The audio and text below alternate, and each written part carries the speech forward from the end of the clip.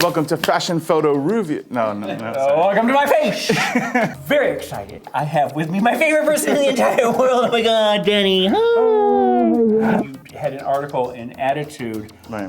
and you were saying about how all of a sudden you were king of the bears. Right. To me, it seems that you have always been very comfortable in your skin, but you were telling me that that's not the case. No, since you've known me, I have been. Yeah.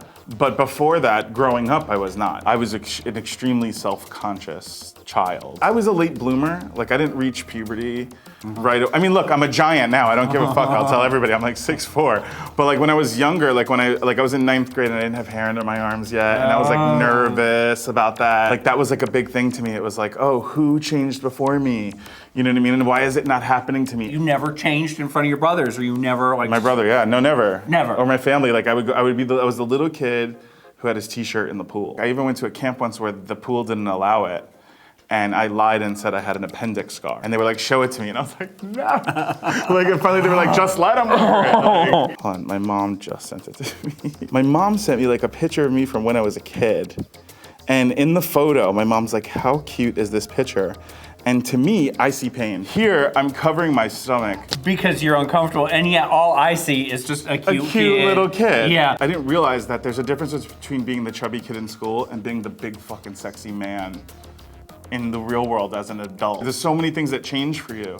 And it's impossible to tell this to young kids because I don't think a lot of bigger dudes, especially in the LGBT community, have an opportunity to see themselves on screen all the time portrayed as something other than a castrated comic relief or a clown. You say in the article that you aren't here to sell that Big is beautiful. Big is beautiful. Which, yeah, I am. I'm selling I'm beautiful.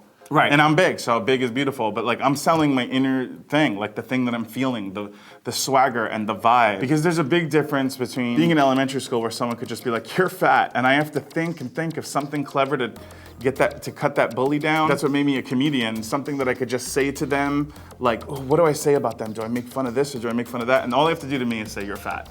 You get this movie Bully, and they tell you that you have to take my shirt off. I would have just run screaming out of the audition. How did you get to the place where you could do that? I feel like acting has been a very healing process for me because talent is God shining a light on you. And when you use it, it's you reflecting it so other people are allowed to bask in it. So when I go see Beyonce sing and I'm like in that moment, I'm feeling the gift that God gave her because she's sharing it with me. Every talent I have which is why I'm such a hyphenated person, I try to do everything I can to the limit because they're gifts that I was given or I want to cultivate and make better and honor. Ultimately, my character is carrying a dead body of a person he knew. To me, to experience that vulnerability of having my shirt off, I mean, if you want to really get into it, I gained 30 pounds when they didn't even ask me to because I wanted to feel even more that way. Everyone around me knew the thing that I had done, like gain weight and how I felt about it and how nervous I was about it before I had done it. And I knew that this was going to go on camera and millions of people were going to see it. And I took my shirt off. And Bijou Phillips pointed at me and went, ew!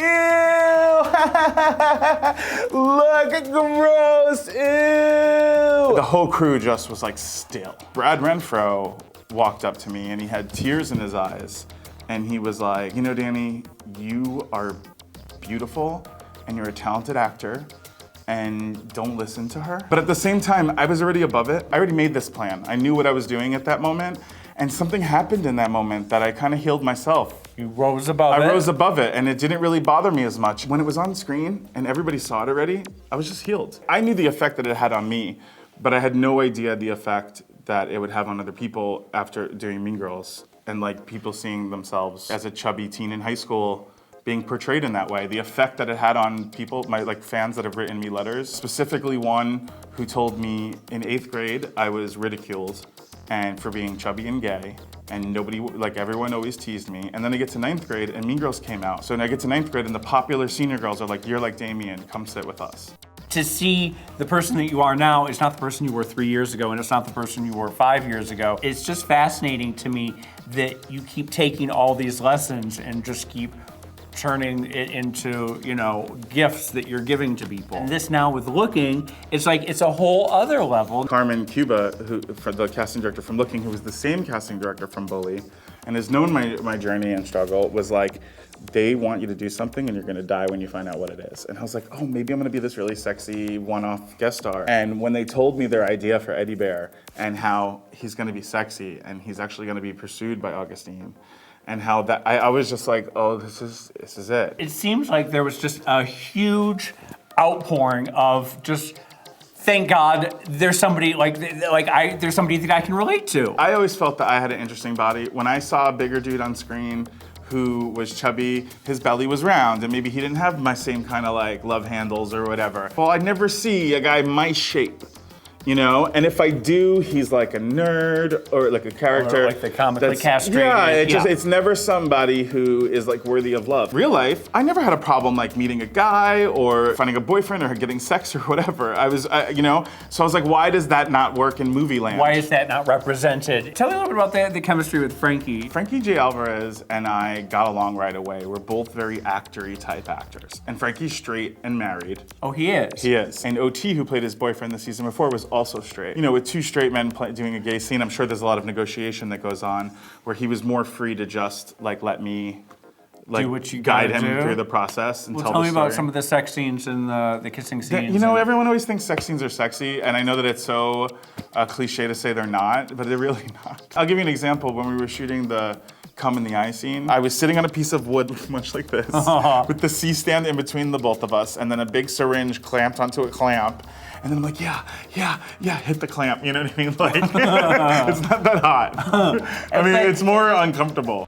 One of the other interesting things about Eddie Bear is that he was the first HIV character on television in what you said, almost 10 years? A few years, yeah. I feel like Eddie Bear was really there as like a teachable moment to show everybody that you can be in relationships that that it's very different than it was 10 years ago. I just recently was a guest at Texas Bear Roundup in Dallas, and it was like this big bear event. I had a few pause bears come up to me and just be like, whoa, dude, we need to talk, because I'm in a serodiscordant mixed status relationship, and it was so amazing to see that portrayed in that way. I was like, oh, here we go, watching it with knots in my stomach, that Hollywood would once again get it wrong. He just was living a happy, healthy life. It means something different to be a person with HIV in today's age of treatment and prevention. Kids today don't really think of it. They don't. And I was learning new things. I didn't know until I read the script of Looking that a person with HIV only takes one pill. And I thought it was still the cocktail. I didn't understand about PrEP being how available it was to everyone. Yeah, I don't know enough about PrEP. PrEP combined with protected sex makes it nearly impossible to transmit the virus. We remember all the times we started hearing about it on TV. There was the Ryan White story and in Early Frost. In this very special episode of Golden Girls or some shit. We all had those stories that taught us compassion and understanding and let us know what HIV and AIDS was. They lost those stories of people living with HIV, and we've progressed so far in treatment and prevention, and people don't have that information anymore. And since those roles have sort of dissipated, the rise of new infections in younger people are rising again. Why do you think the stories went away? I just think, one day you're hot, the next day you're not. Like, it was the hot button topic, and then Hollywood moved on to other stories to tell. 1.2 million people are living with HIV in the United States, and there's one person now on television telling their story.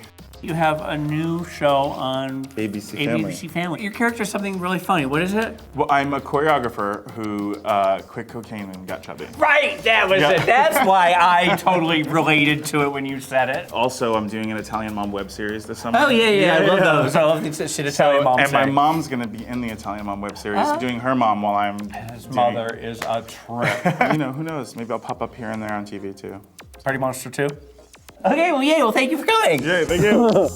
And don't forget to subscribe to WOW Presents.